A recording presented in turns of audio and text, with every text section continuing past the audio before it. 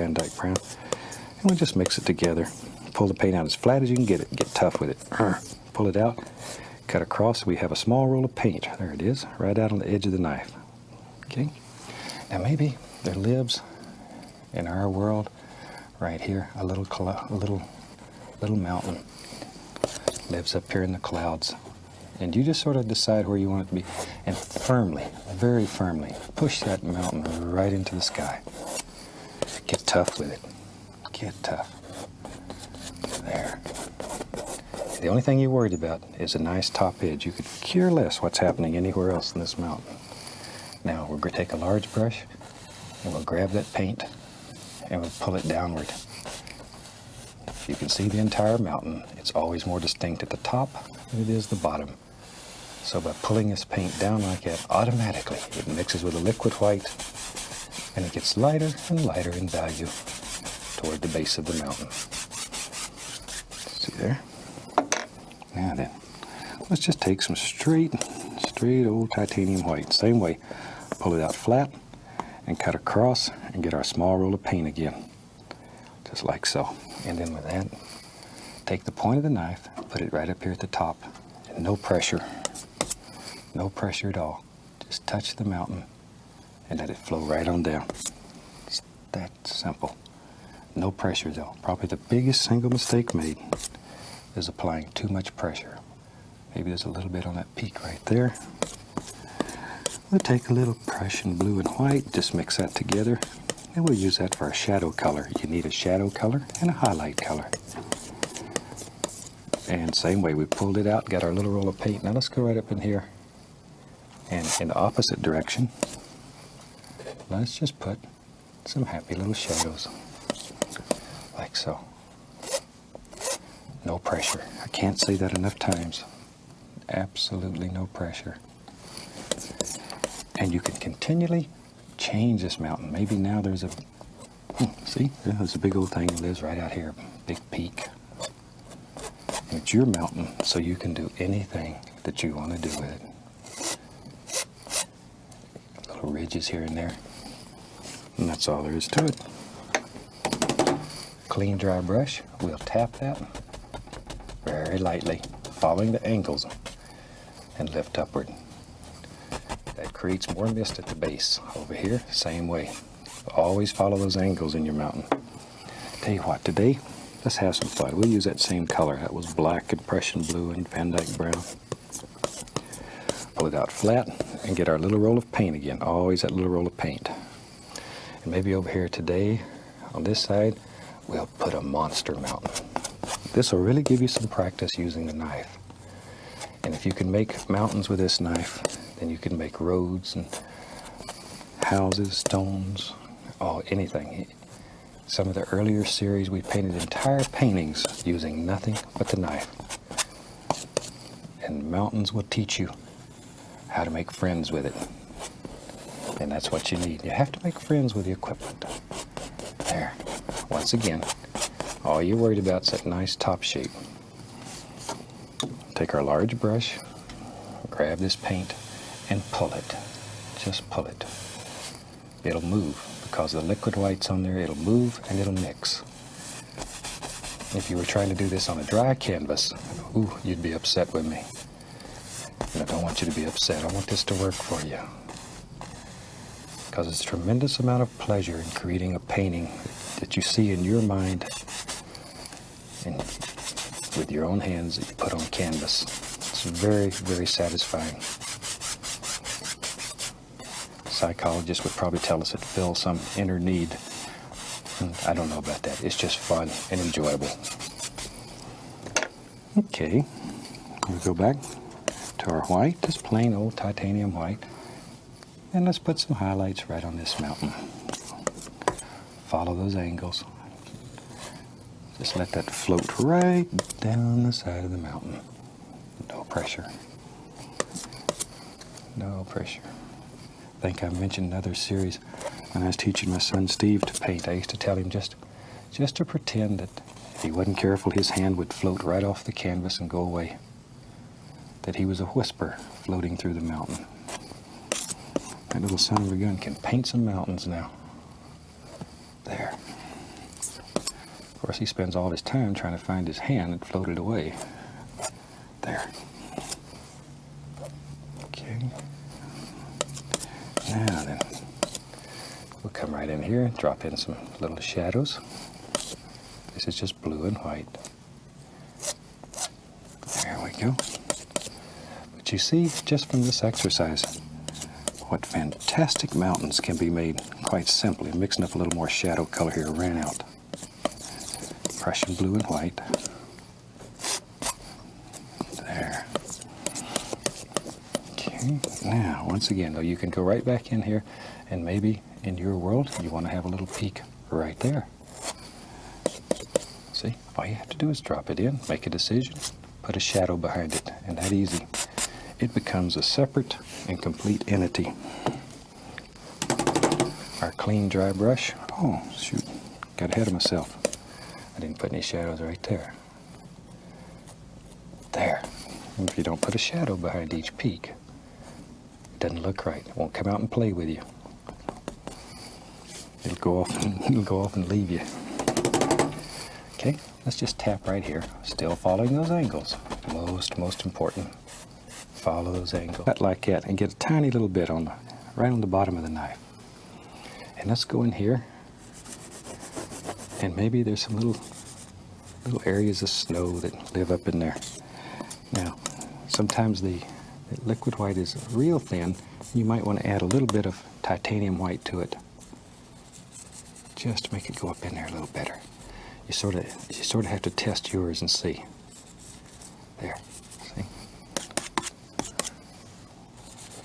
But this is loaded on the bottom of the knife. Normally when we're making water lines, we load it on the top of the knife. This is on the bottom. Okay, and we can take our large brush, pull this straight down. And straight down, like so. And go across. That gives us some instant reflections. And come in here. Now we can straighten all this up. Clean up the bottom edges, bring it all together, and have some little lines that protrude out past this. There. But keep these lines basically straight. Even though they're coming downhill, keep them straight, or it'll look like your water's going to run right out of your painting. Maybe a little ripple here and there. And you don't want this water to run out on the floor and get your floor wet. So keep all these lines basically straight. Like so. See? Make the far side of the roof. Then we'll come right down here. Put in this side of the roof. And we'll put in the front.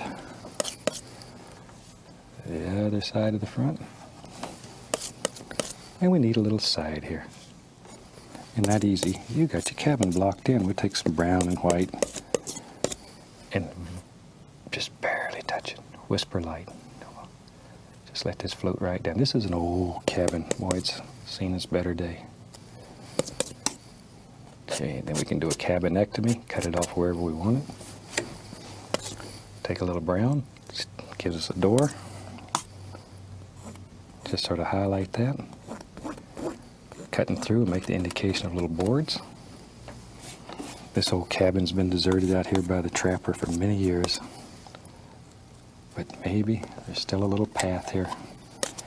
Comes right out like this. See? Just in crimson, a little bit of black.